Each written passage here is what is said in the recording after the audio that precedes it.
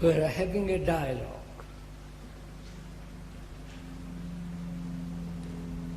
There's a conversation between two people, friendly, serious, and wanting to solve their own intimate personal problems. And so they talk, they go for a walk in the woods and talk over things together. And we are in that position, you and I, the speaker and you. We're out for a walk, lovely stream, marvelous pine woods, full of morning scent, and we are talking over together.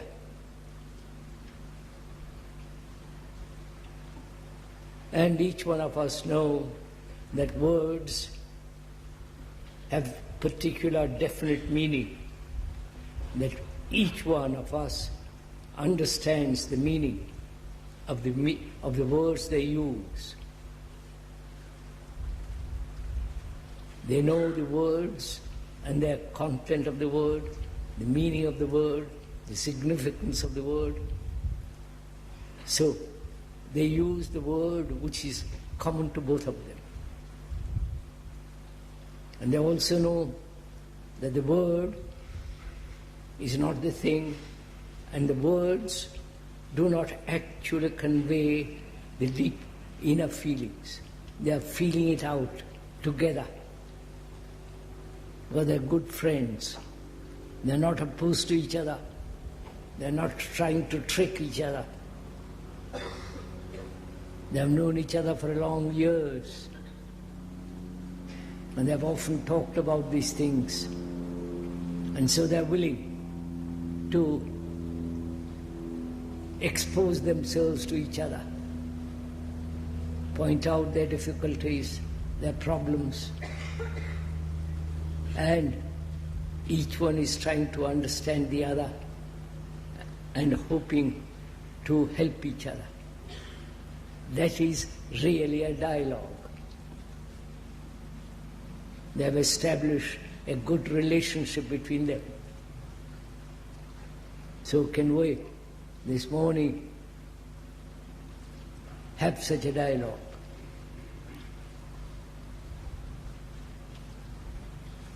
And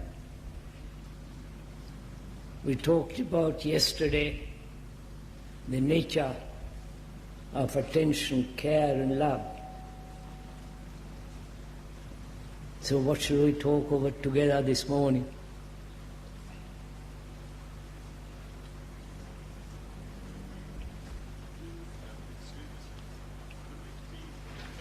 Why it's so difficult for us to actually experience here and now all the psychological sort of inhibitions that we have that block us from loving.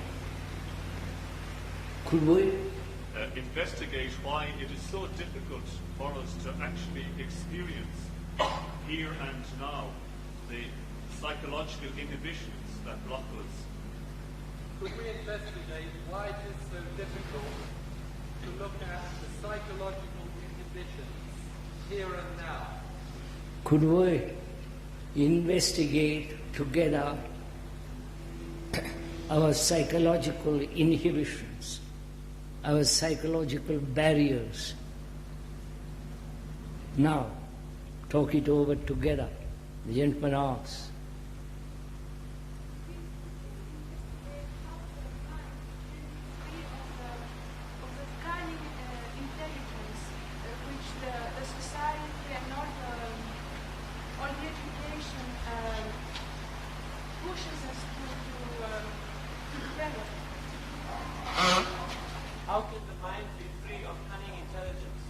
How can the mind be free of cunning intelligence that society pushes on us?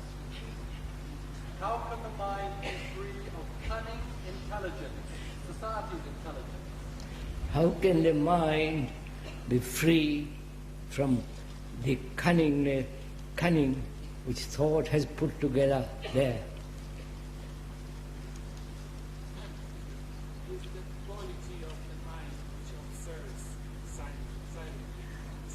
totally different, totally new to us, or it's something that we possess already, but we forgot.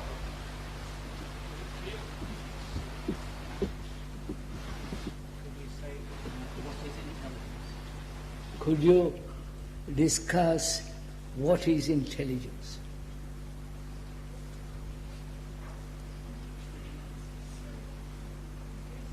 Difference between voluntary isolation, which obviously creates conflict, and the involuntary isolation, such as being blind, many other involuntary Is there a difference between voluntary isolation and involuntary isolation? Isolation and forced isolation.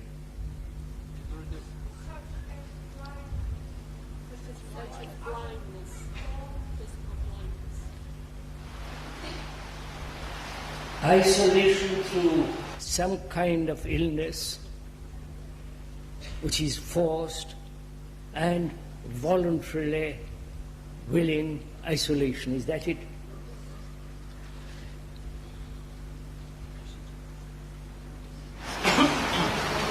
So why do you... Just a minute, madam. Sit down, sir. He is coming.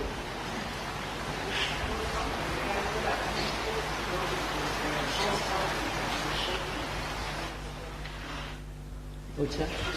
Could we see the constant and mechanical activity of the brain, of the thought, the shouting all the time? Mechanical activity of the brain. Pourquoi la pensée fonctionne toujours? Pourquoi la pensée... Sorry. Why does thought always occur? Why is there not a freedom at any time from the movement of thought? So, you tell us that fear is produced by thought. But I myself had the experience that thought is, that fear manifests itself in thought, and that it wants to structure and limit itself and escape from itself by thinking. You say fear is a result of thought, produced by thought, by Thought is the result of fear. thought, a result of fear. You follow? He's putting fear first and thought afterwards, right? Yeah. Right.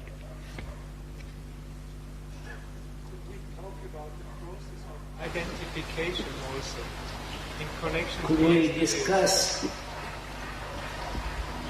why the mind seeks identification, why we seek identification?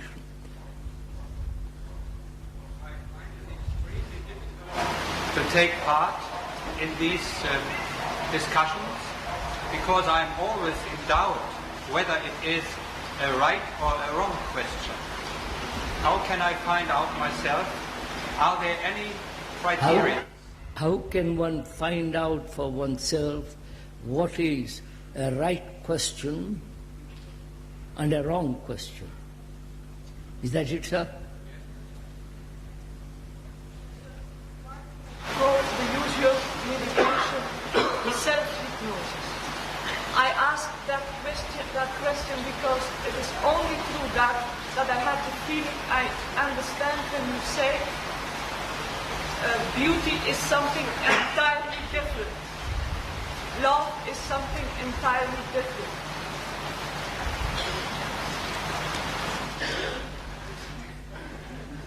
I didn't hear that. I'm afraid we haven't understood.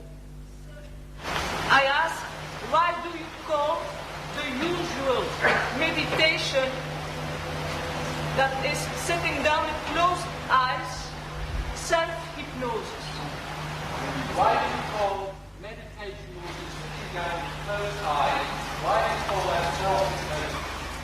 What? I asked that question because I have the feeling that it is not only, but also through that I can understand when you say beauty is something entirely different. Because when she does that, when she meditates, she does have a feeling of what you're saying. Beauty is something entirely different. Why do we have to? Why are you saying that sitting down quietly, cross-legged, closed eyes, and going through all that? I somehow feel that I'm very close to what you are saying. Why are you saying that's not meditation? Why do you say self-hypnosis? Why do you say self-hypnosis? That's enough.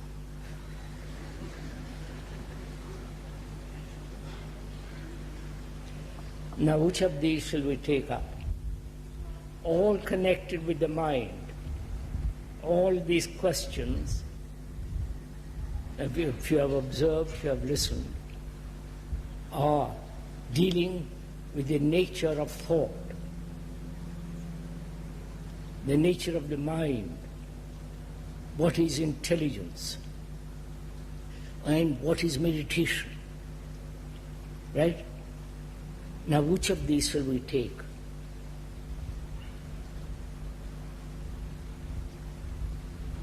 Yesterday's talk?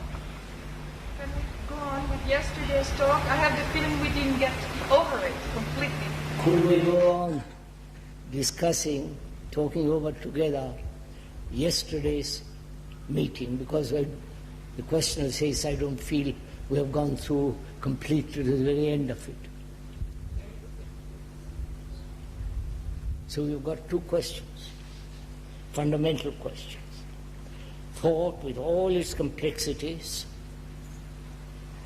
its mechanical habits, its constant activity, never a moment that is quiet, meditation, and what we talked about yesterday,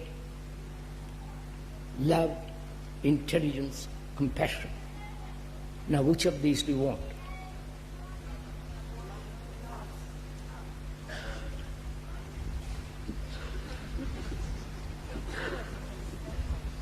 One is rather shy of that word.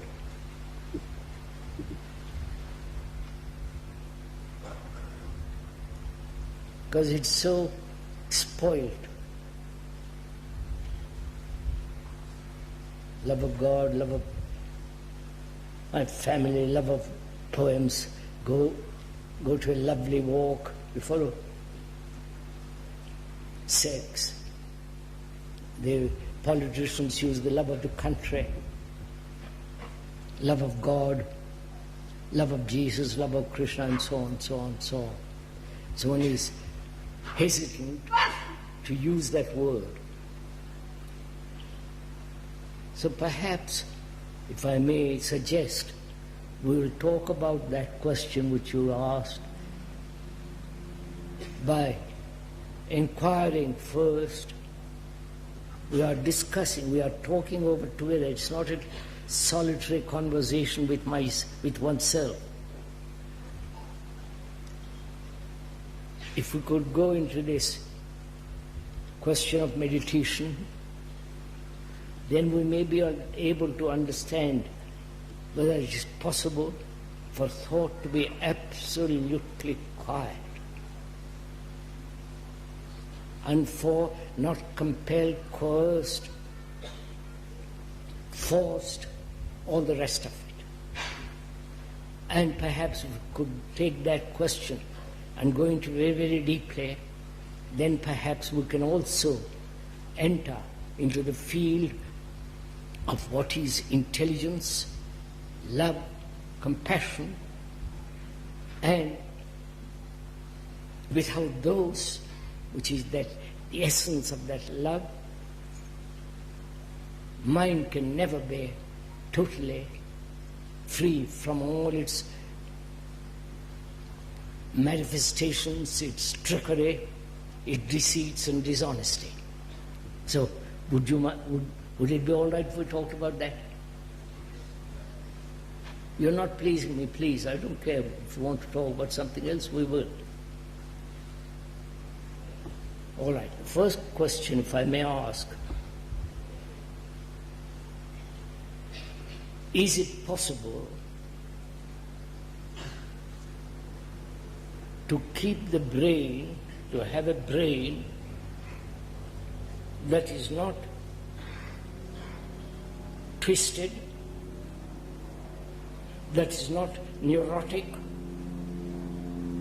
that's very healthy, young? I'm asking that as the first question. Do you understand?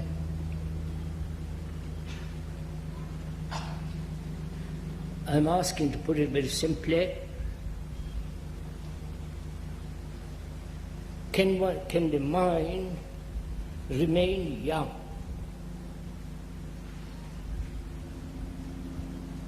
And not grow old, decay, corrupt, but keep its quality of youth. Youth being, please, decision, action, and vitality. Right? That is generally accepted as the meaning of youth, to have enormous amount of energy,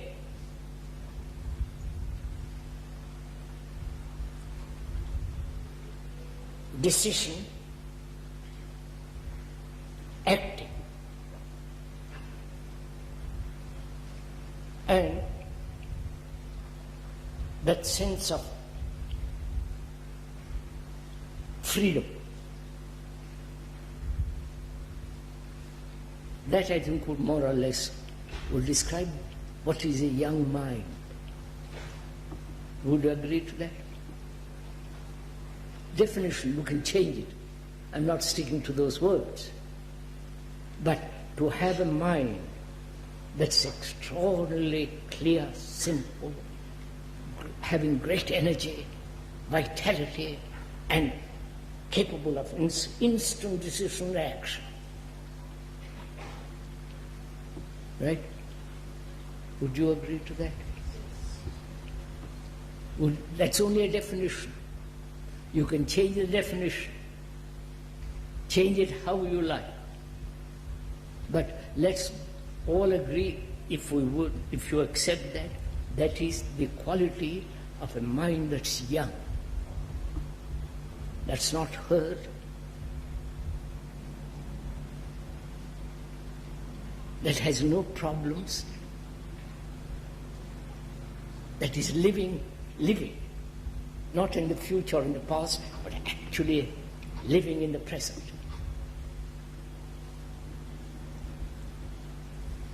And that's why, again, I said one is using words to convey the quality of a mind that is youthful. If we agree to that definition can be changed as you like. Now, how can that mind come into being? That's the first thing. You understand you follow it? Sir, you need to use your intelligence and not your mind. Wouldn't you need to use your body intelligence and not the mind? There's the intelligence of the body, the intelligence which has been spoiled by indulgence, by drugs, by drink, alcohol, all that, extravagance. And so the intelligence of the body has its own intelligence if left alone, not destroyed, not corrupted by taste, by desire and all the rest of it. Body has its own intelligence, if you have observed it. So we'll leave that for the moment. All right, if we must go into it much deeper, we will.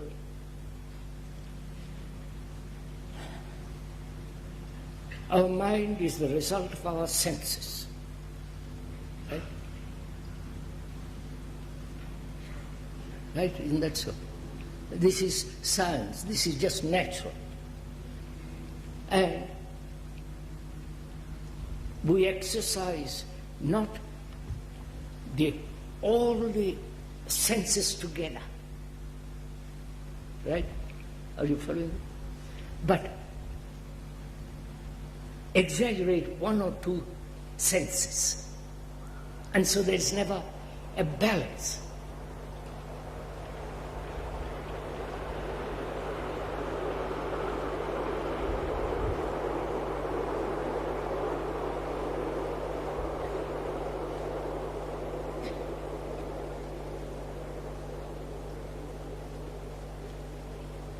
I do not know if you have experimented or watched this or aware of your senses.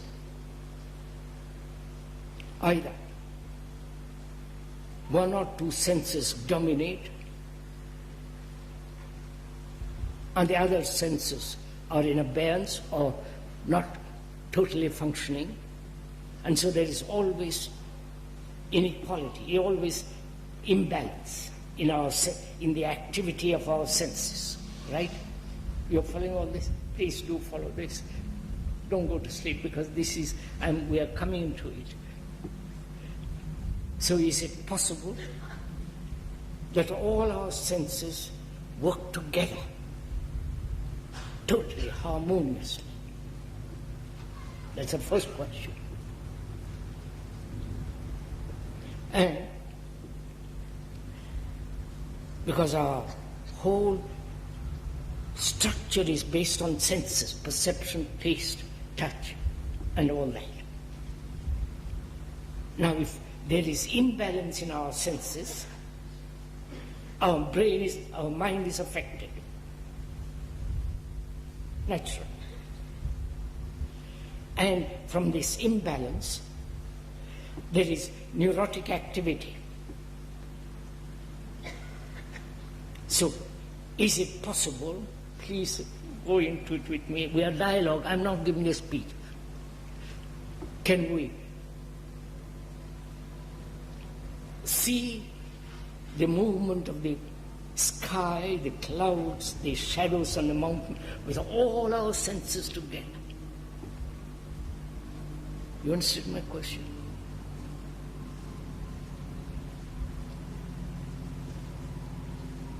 Will you do it? As you are sitting there, observing yourself, please, as I said yesterday, unless you apply, actually apply, do it, you can sit there for the next 50 years, you will do nothing.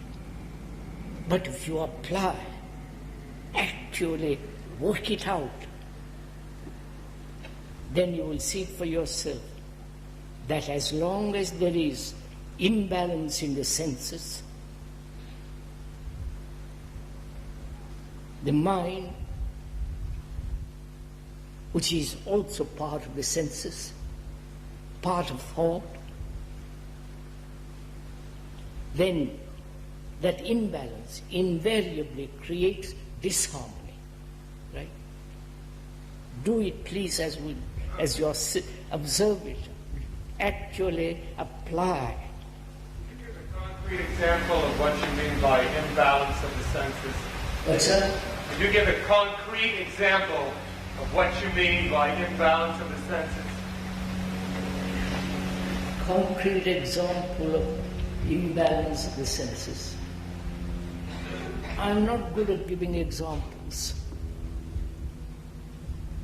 I think examples are wrong. Because you have to find out, if one gives an example, that becomes the pattern. You follow?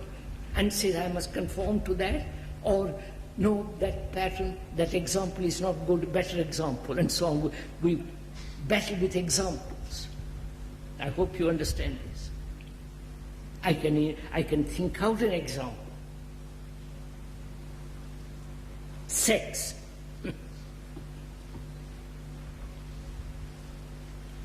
Drugs. Various forms of sensory entertainments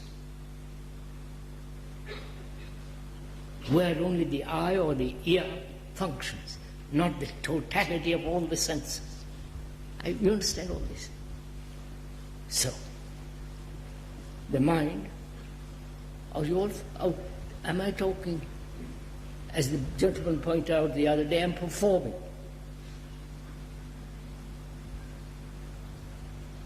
He said that I'm performing and you're doing excellent performance.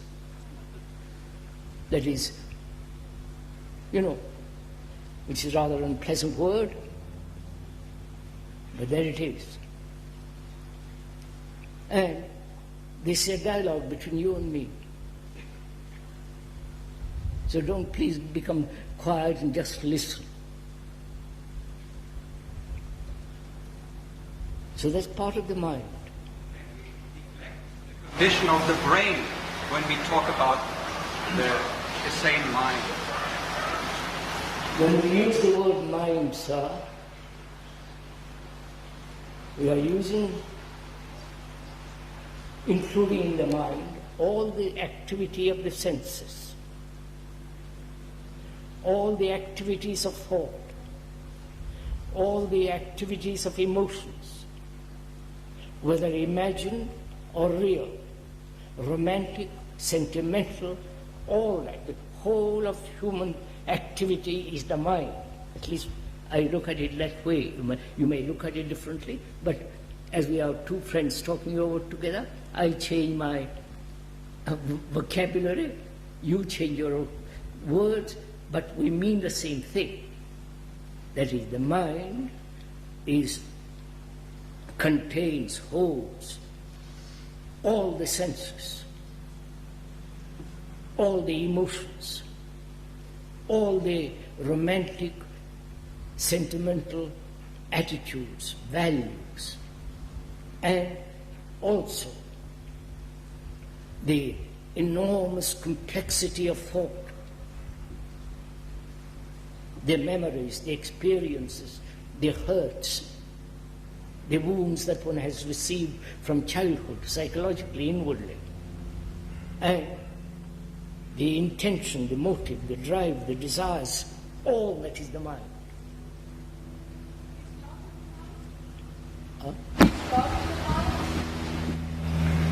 The country is love, part of the mind.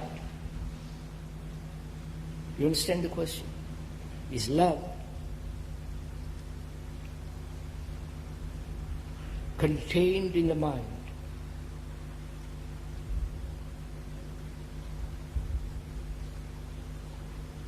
What do you say?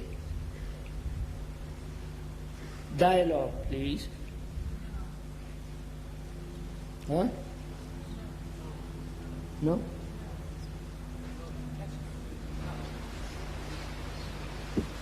Question is, the lady says, it is not in the mind.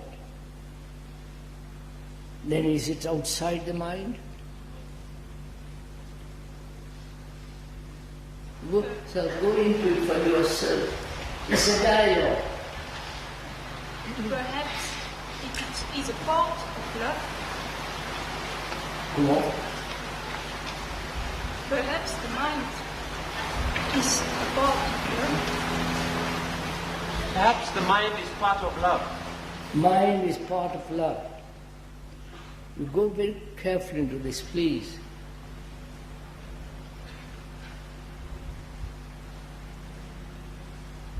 You think it out, so go into dialogue.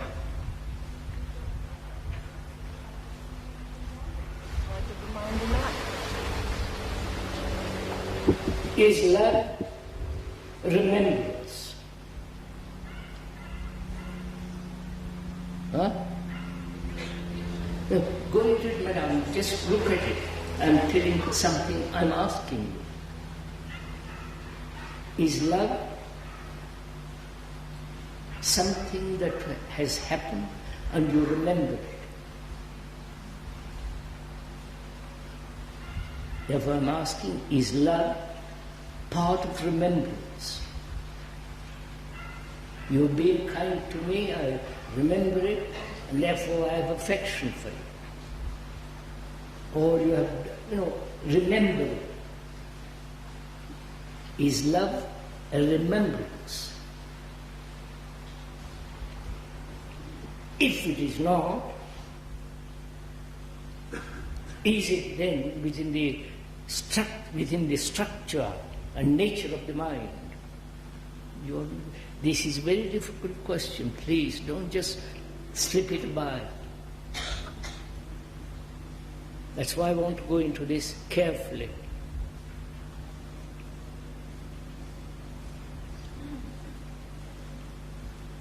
We have defined more or less, that definition can be changed, the nature of the mind.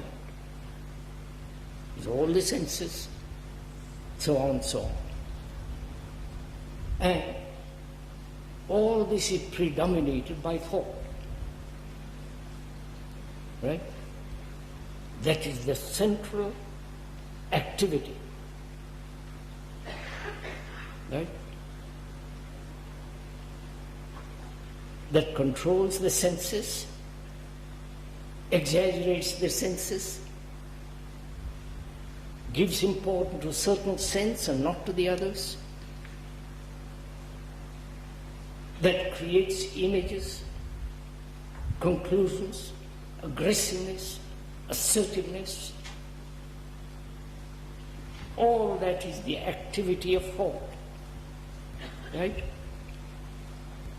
So thought predominates all our activity, including the senses, dominating the intelligence of the body. You're following all this?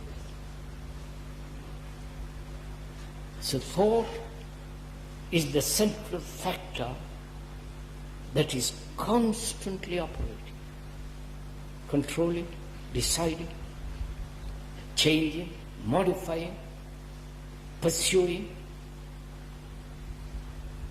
establishing a goal and driving towards that. And the past, with all its memories and all that is, the whole of that is the activity of the mind, which is thought. Right? You're quite sure? And please discuss with me, please. The same sensation to the mind. All the senses give the same sensation to the mind. All the senses give the sense. All the senses in the mind are equal. Same value to the mind, but the thought says this is better than that. That's all we're saying. Thought is consuming the senses, and the senses become dull. When thought exercises, dominates, senses become dull. Could we move from this? Right, sir? Right, can we move on? Now, meditation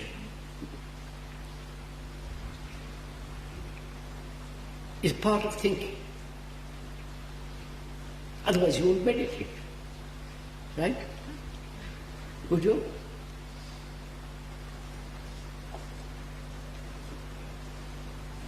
No?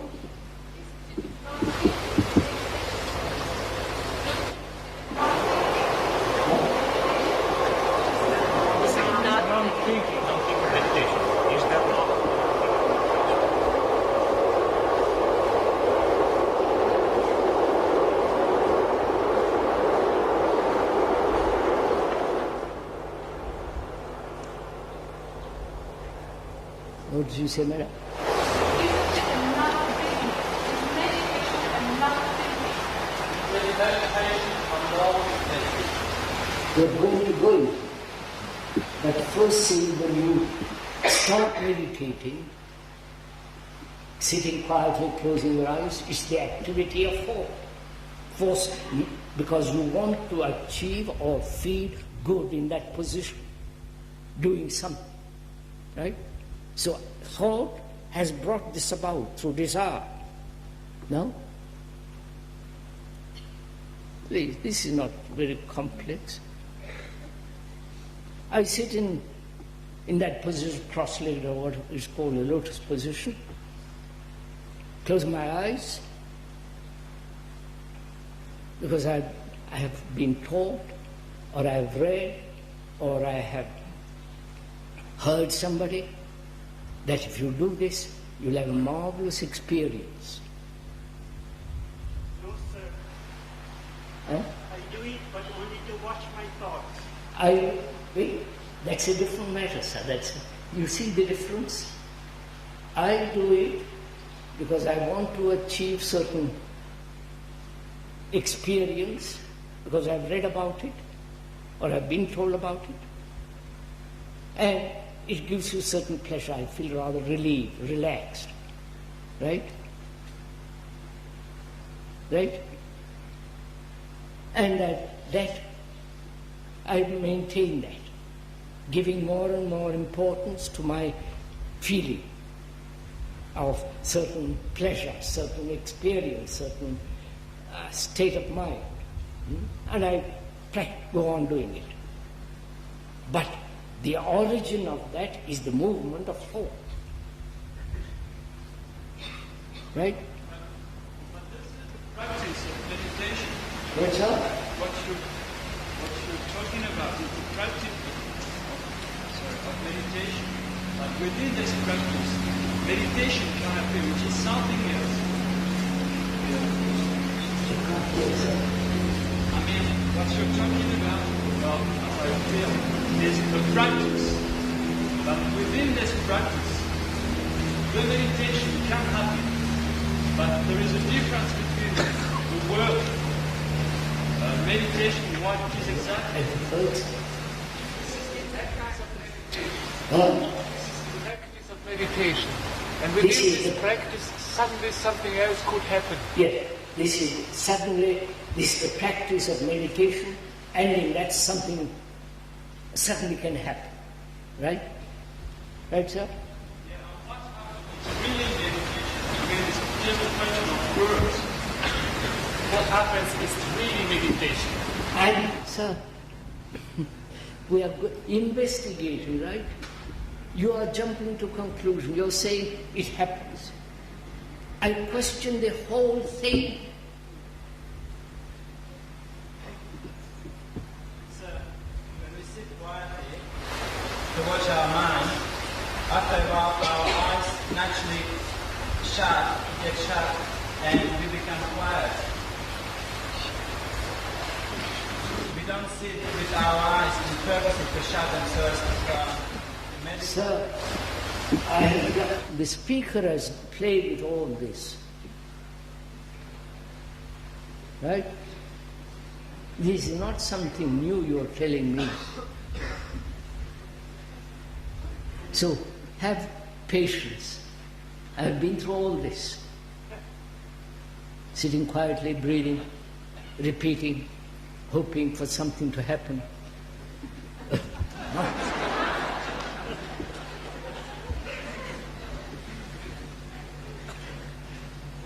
You are not meeting my point.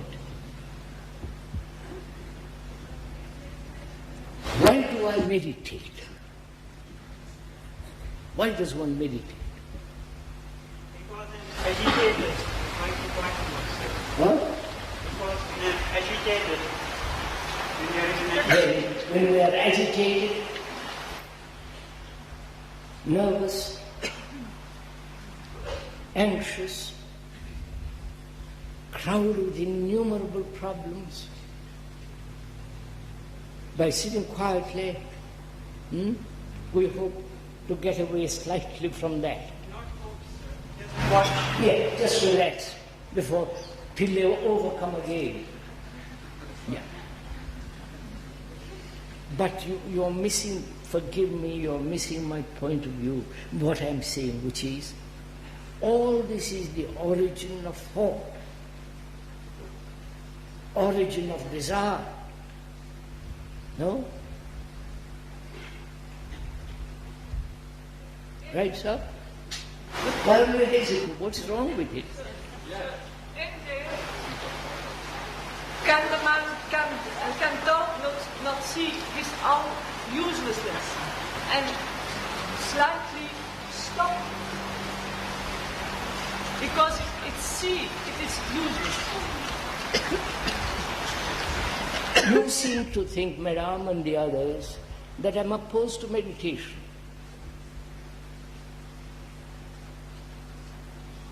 I am totally, completely opposed to the meditation that you're all doing.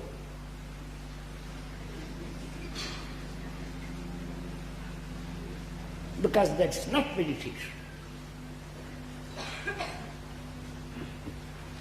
Because I've been through all this. Maybe we must investigate what you mean by meditation. The others mean another thing. We explain what the word means, Madam. The word means to think over, to ponder, to investigate, to concentrate in order to look at your problems, and all that is involved in that one word.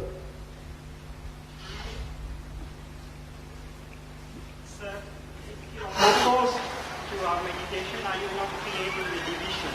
Huh? Are you not creating a division? And I say, excuse me, I'm with all that word opposed. One is doing what is called meditation is not meditation. All right. It's the same thing, so I'm not opposed to it. I'm just saying what one considers meditation, if you are willing to examine what the other person has to say that's not meditation. Meditation is something much more complex, more, etc. So, but two friends talking over, I'm not opposing you. We are talking this over. We say meditation begins with desire, with thought. Right?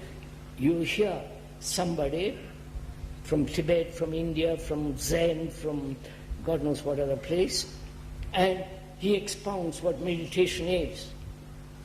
He says, do it, sit down quietly, I'll give you a system to make you calm, restful, relax. So, your thought accepts it, desire to achieve it, and you sit in that position. Right? This is so obvious. What are you objecting to? I want to say because the idea started the meditation. All the meditation is only an idea. That's right, sir. That's what I'm saying differently. So, meditation begins with thought. Right?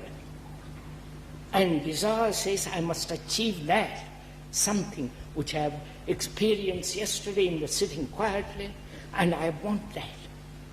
I want it to continue. I practice. I force. I follow a system. All the activity of thought. That's all. What are you objecting to? Sometimes I meditate to go out from identification. Sometimes I meditate to go out of identification.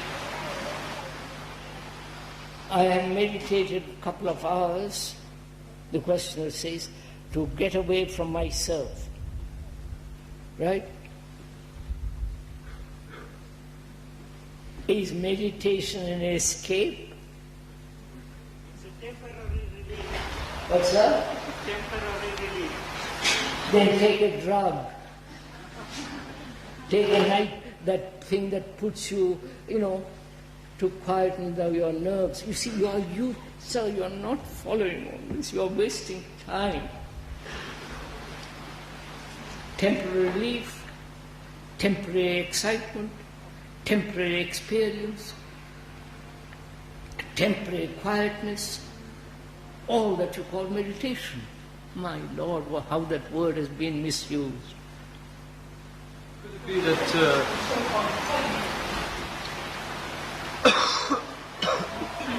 could we get on with it a little bit? Could it be that one cannot force meditation? I suppose that you are doing just the same. You say that you want to be free, and therefore you look upon your feelings, and you go inside of it. What's that? I suppose it's just the same with you. You say you want to be free, and therefore you look at your problem and go inside. I am not, sir. I'm sorry, you misunderstood. I'm not doing that. Could it be that one cannot force meditation, one is brought to meditation? Sir, could we stick to one thing?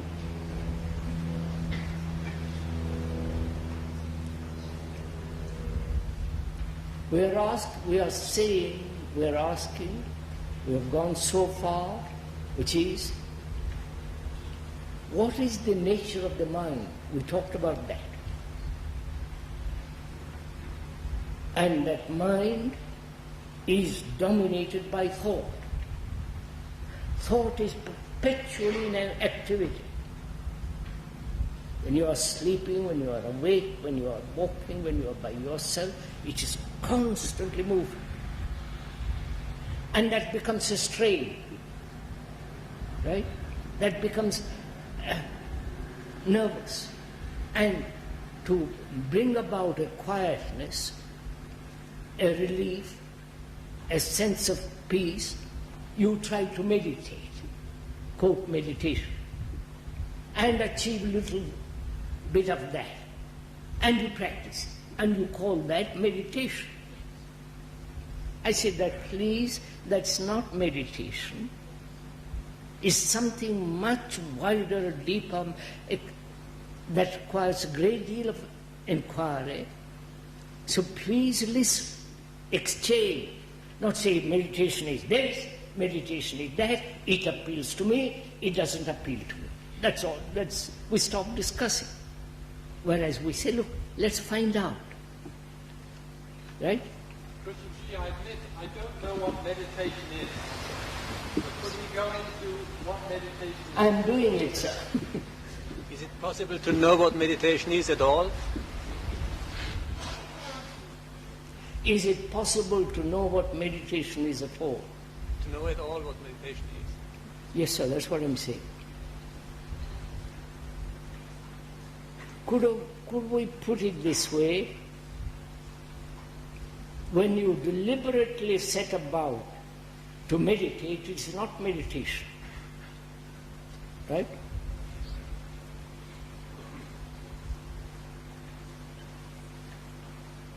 Because behind that deliberate act is desire.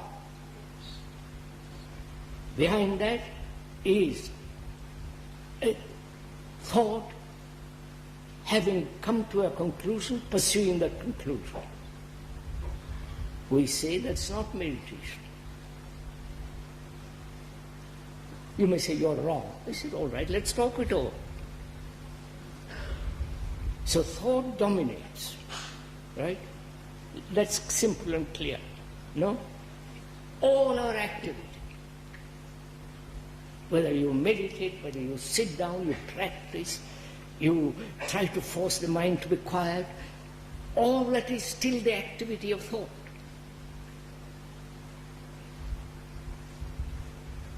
And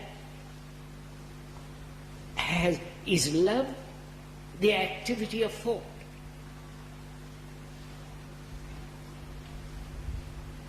Right? Go on, sir. Let's talk it over.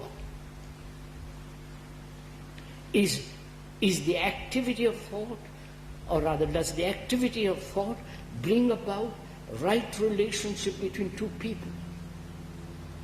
Because if you haven't established right relationship with one another, you can sit on your legs crossed for the rest of your life.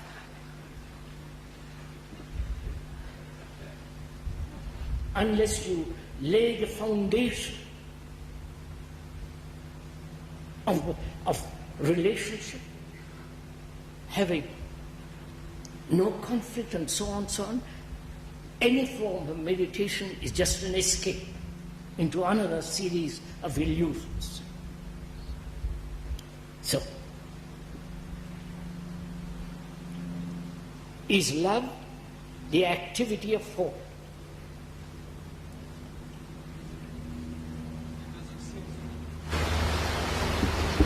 I love you. I really do. It is strange.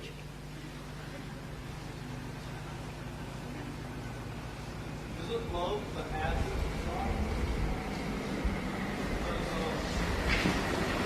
You're thinking about what some of us have done. You probably do not love us. How sad it is. So therefore, somebody comes and tells you, I love you, old boy, or old, I love you. You don't go on with your thinking, do you? You just listen to it. You don't. so isn't that You're all so infantile.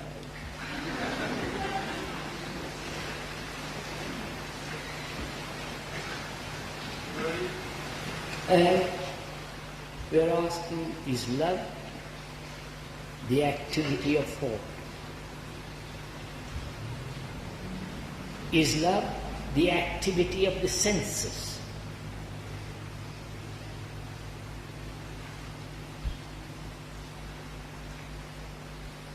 Is love the activity of desire? Please find out, investigate in your life. When you are controlled, when your sex becomes all important, which is the activity of the senses. One must be aware of this activity then. One has to be aware, sir, but first know the nature of one's mind. No, through awareness you can discover this. That is, means you have to look at it. Look at your desires. The sensory desires, wanting food, the taste of food, the compulsive eating food of a certain kind because it tastes nice, exercising certain capacity of the eyes, optical, seeing something always, or sensory responses of sex. These are the dominant factors in our life, and you are trying to move away from that. And if I may try to answer your question, love can be and can only be product of thought. Type of thinking. I don't know so. Type of thinking. so are you saying, sir, thought is part of love? No, I just said love can be. That love is the product of thought. Love is the product of thought. So love can be and can also be part of the type of thinking. Sir, when you say it can only be, it must be, you've already come to a conclusion. You have stopped investigating.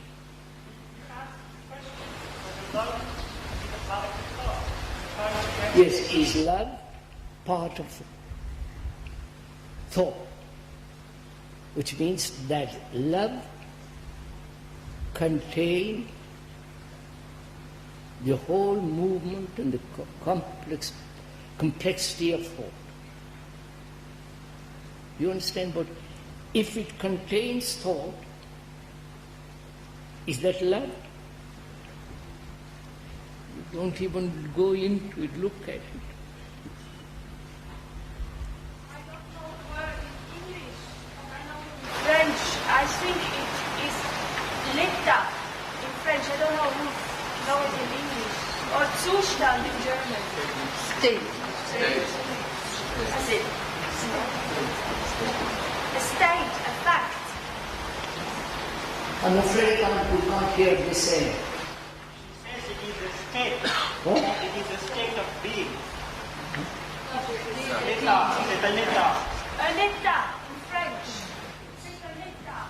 Ah, steady, you are using Sanskrit. I want to hear. I'm also very good at all this. So I can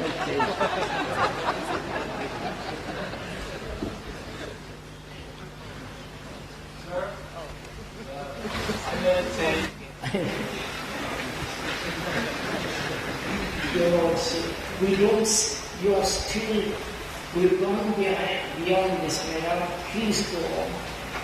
I just want to ask you a question about meditation, if I may.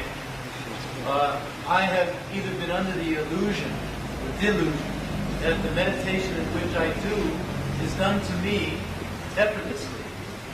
Now, is this my illusion completely?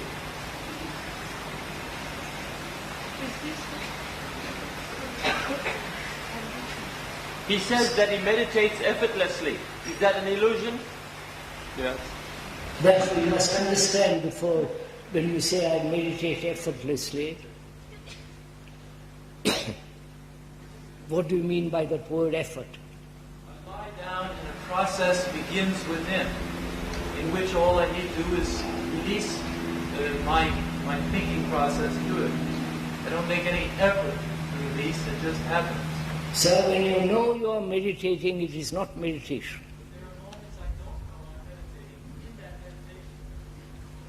Have you listened what I said, sir?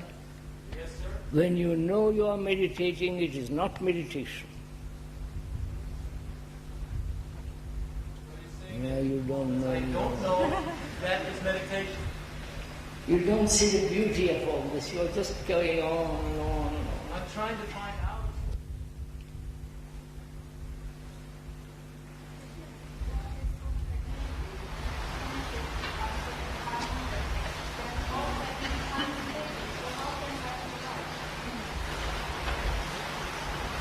Why do you meditate at all? You've never even asked that. What you call meditation, why do you do it? Is it that they brought it from India? From Tibet? From Japan? And you like to play with it?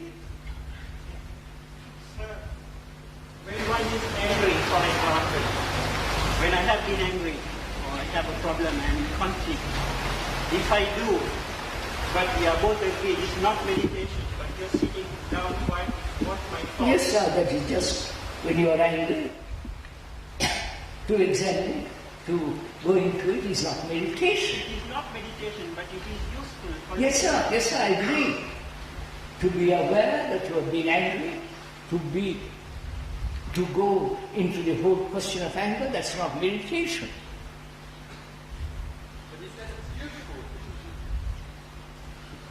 Not the meditation that you are talking about. I said, when you know you are meditating, it's not meditation.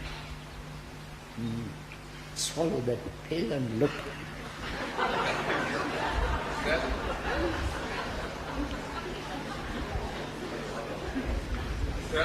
it. Can love itself take me away from the realm of thought?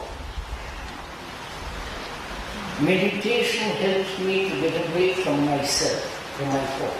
Then go to a cinema. Can love itself help me?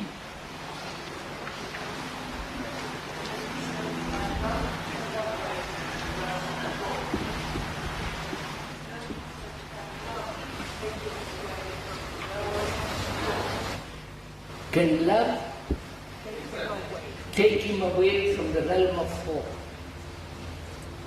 You understand the question? Can love bring about freedom from the realm of thought?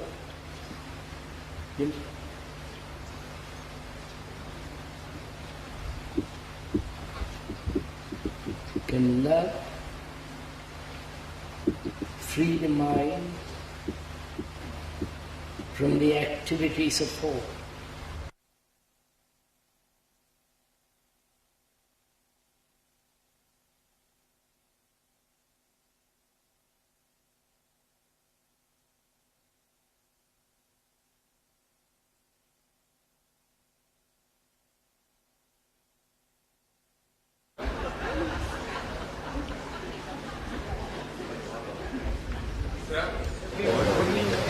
Can love itself take me away from the realm of thought? Meditation helps me to get away from myself, from my thought. Then go to a cinema. Can love itself help me?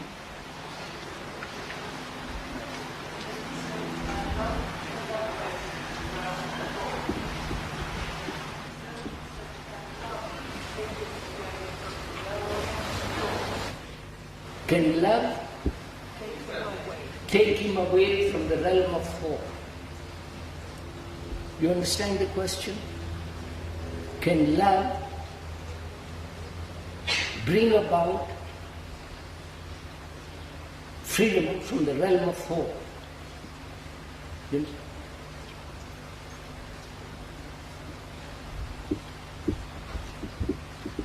Can love free the mind from the activities of thought?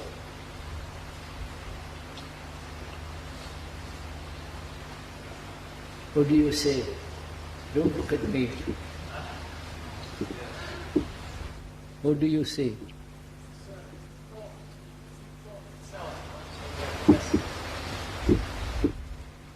So it's a very good question.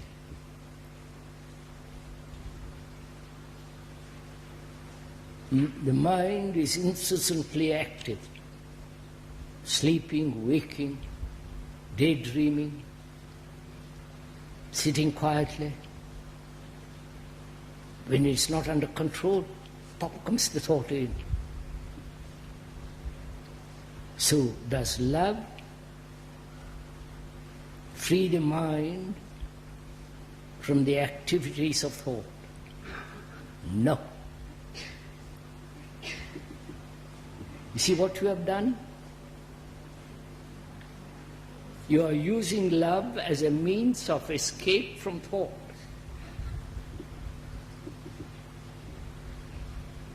But if you have understood the nature of thought, please follow.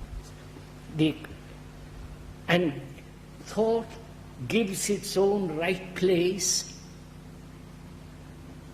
then you don't have to move away from it. Thought has established itself in its right place. Do you understand this? Then love is not an escape or an avoidance or moving away from thought. Is that meditation? What? Is that meditation, he asked. What? He asked, was that meditation?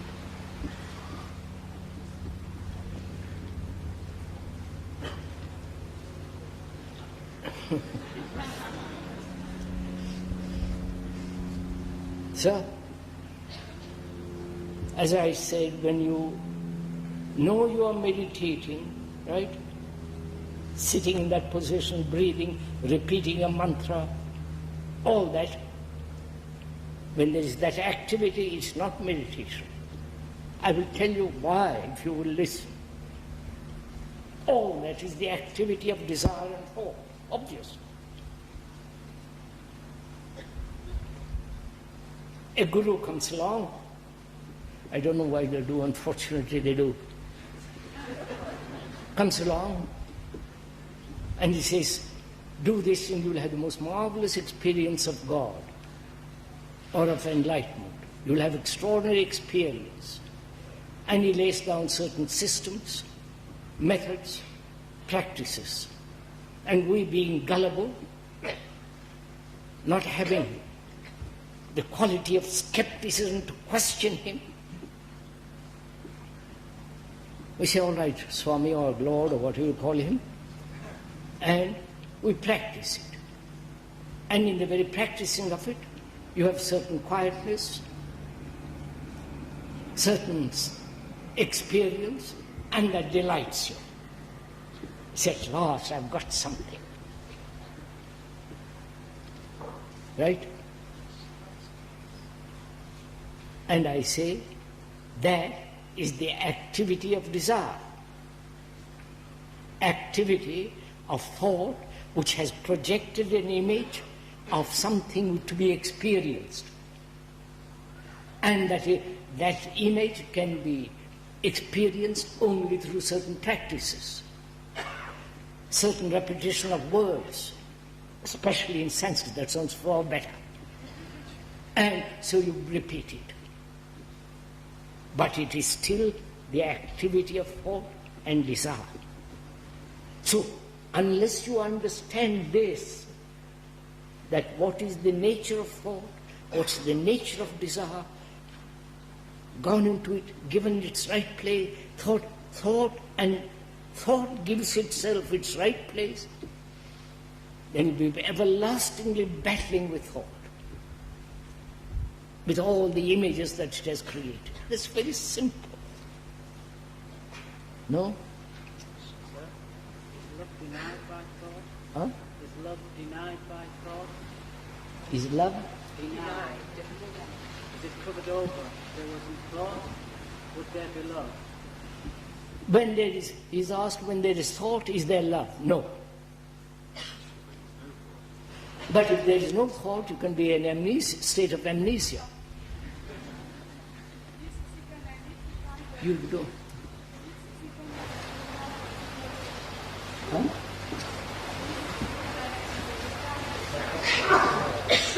Is psychoanalysis a kind of meditation? This is getting worse and worse. Is psychoanalysis a form of meditation?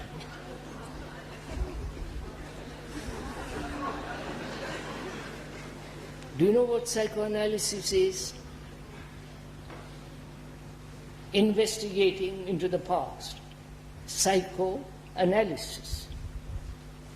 Analyzing oneself, either by the professional, psychotherapist, psychologist, psychoanalyst, Freudian, Jungian, Adlerian, or names innumerable, or you investigate yourself, analyze yourself. Huh? Who is the analyzer? And what is he analyzing? He is not the analyzer, the analyzed. So he's playing a trick on himself. You don't see all this. So analysis, either psychotherapeutic, of various group therapies, all that's going on, various forms of psychotherapy, is not meditation, good Lord. Think what we have reduced meditation to. Process of observation, where we have talking about 10 days, is that not also doubt?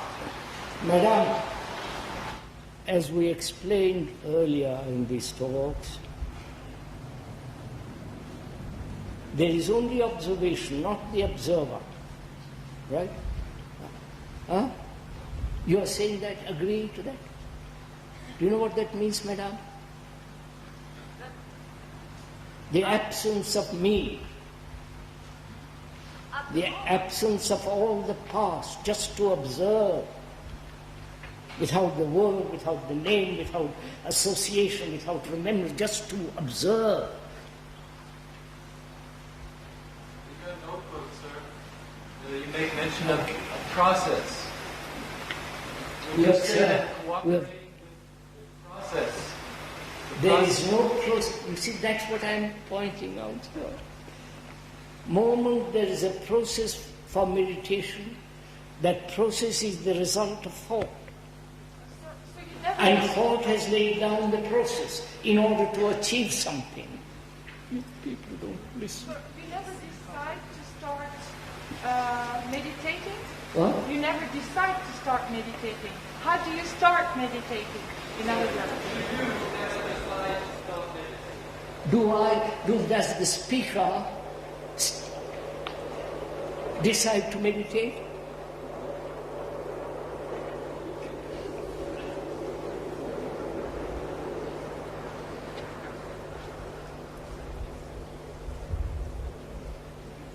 Does the speaker decide to meditate?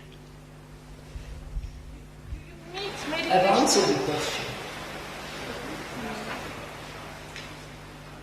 You people are we have said, sir, that when you decide to start meditation, it is not meditation. When you put yourself in the hands of another who will teach you how to meditate, it is not meditation. When you follow a system, it is not meditation. When you accept the authority of another and say, I know, you don't know, I will tell you what to do, it's not meditation. And so on, so on, so on.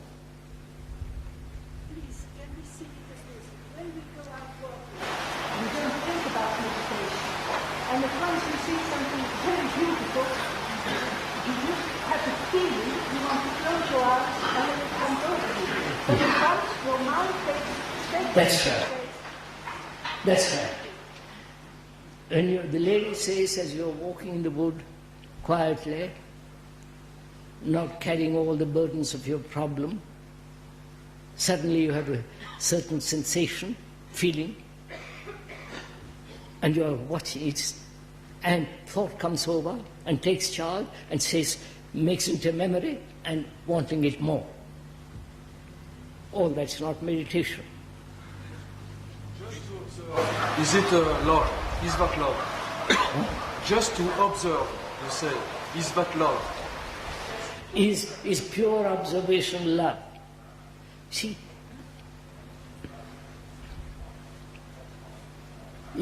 look, sir, have you observed that way? Pure observation. To observe without remembrance, without naming, without a conclusion, just to observe.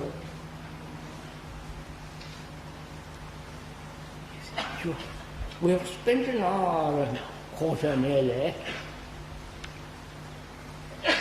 discussing verbally what is meditation, what is love. We haven't come to anything. Are we trying to get somewhere? Huh? Are we trying to get somewhere? I am not.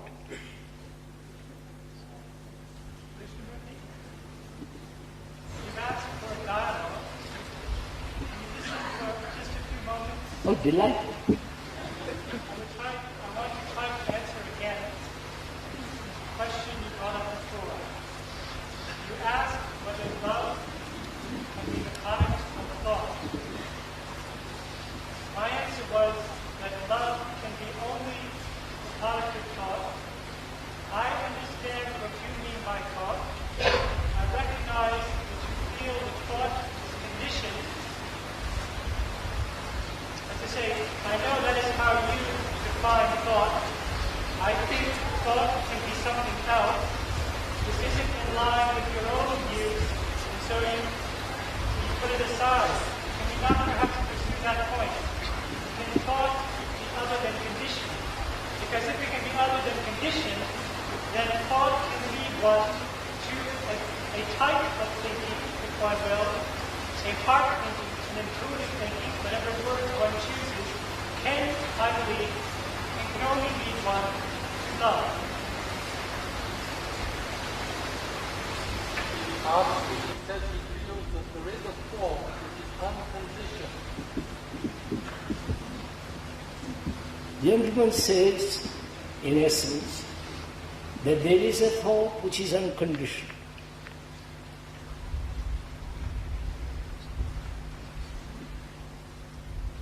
There is a thought or there is thinking which is unconditioned. I don't know anything about it. You just said the thought must give itself its own place. What do you mean by that? Thought has its own place. Not what you said, sir, the lady said.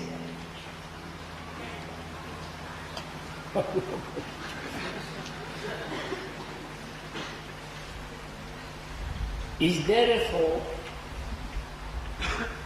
which is not conditioned? Is there a thought which is not limited? There may be, but I wouldn't call it thought. Right?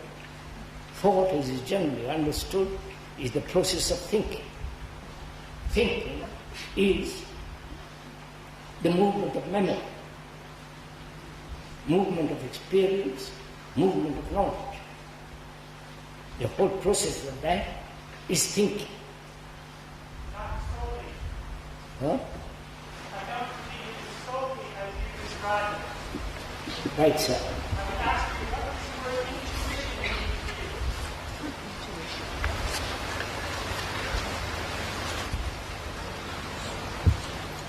you? Intuition can be projected by desire. Not solely. You don't even listen. It's so impossible to mistrust me. When you are so definite about your point of view, then I'm afraid it becomes a barrier. One doesn't investigate the other. May I finish this strange dialogue up to now we've had? We started out by asking, what is the relationship of thought to meditation and to love? Right?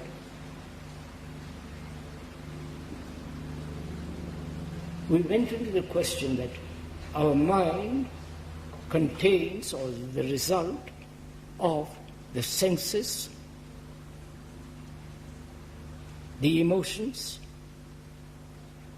crooked, sane, irrational, illusory, and so on, the sentiments, the judgments, the evaluations, the memories, the hurts, the anxieties, all that which is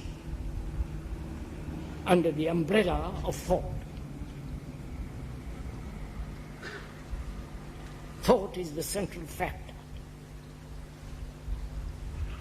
And as thought is the result of knowledge, and knowledge is always limited, and therefore with knowledge goes ignorance, thought is fragmented, broken up, limited. And when thought says, I must meditate, I must find out truth, I must achieve enlightenment, thought is playing games with itself. That's obvious. So meditation has nothing to do with thought. When you sit down and deliberately meditate, it may be pleasant, it may give you certain relaxation, you may have certain pleasurable experience, but all that is a deliberate action by thought and desire to achieve a certain result.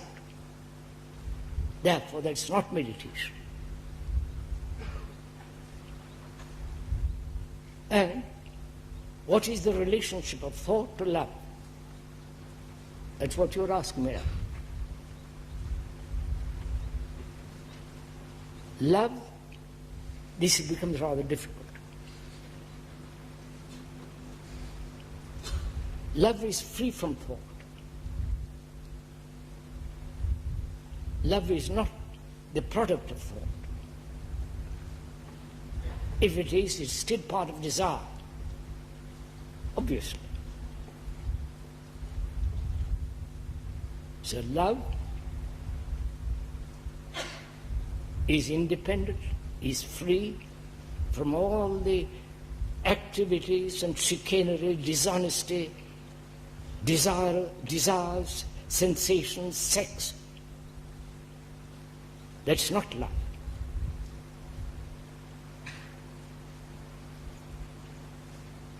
Where love is, the me is not. Obviously. The me, the ego, with all its arrogance, conceits, aggressiveness, humility, pretension, humility rather, all that is the ego. What has that got to do with love? You understand?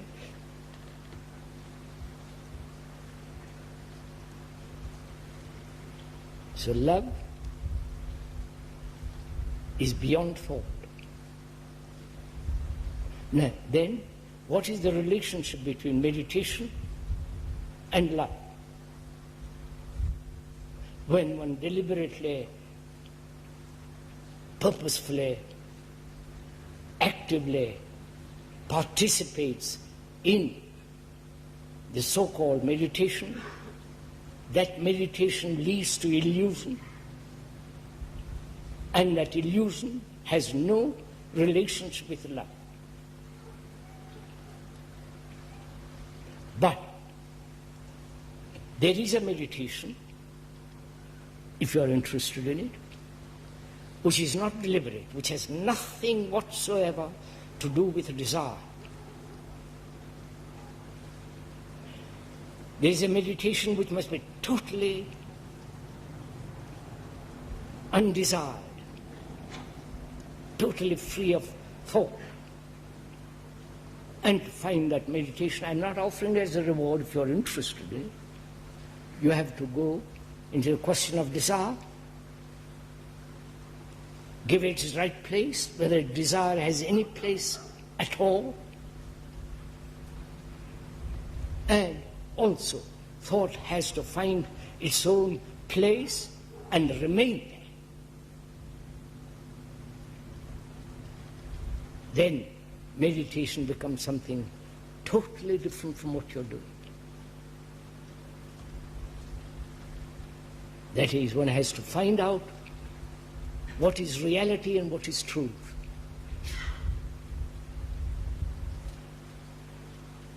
Reality is also illusion.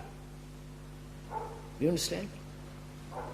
Reality are these mountains, the hills, the groves, the meadows, the river. That's reality, you can see it. And also reality is all the illusions, like nationality, like your beliefs, your dogmas, your rituals, your saviors, your Krishnas, your all that. Those are all illusions. They may have existed, might. But what we have made of them is illusion. That's a reality. Going to a church, into a temple, into a mosque, that's a reality. That's all the product of thought. Right? Of course. So, reality has to be understood, seen.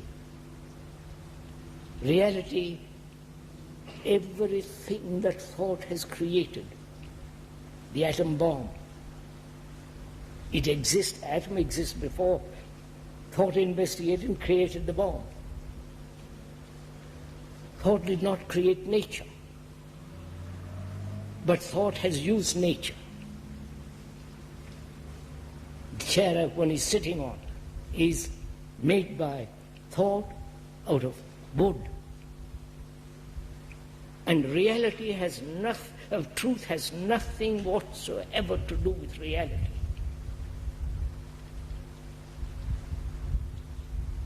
That, to find that is meditation. To begin to establish right relationship with human beings. Not the everlasting battle between sexes, between human beings, killing each other, terrorizing each other, destroying the earth, and so on and so on. If we don't stop that, what's the good of your meditation?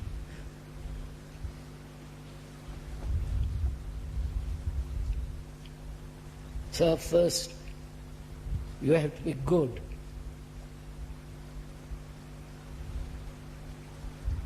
By your goodness, you bring about a good society. And if you are not good inside, good.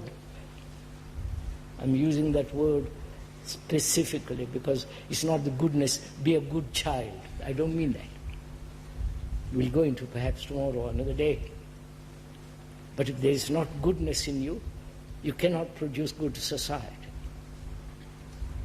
And without goodness in you, you can meditate till you doomsday.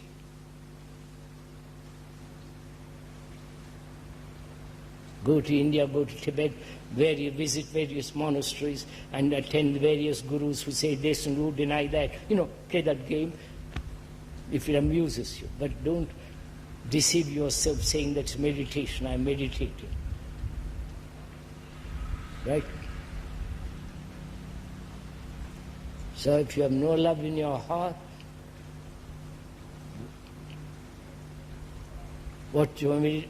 your meditation will be destructive.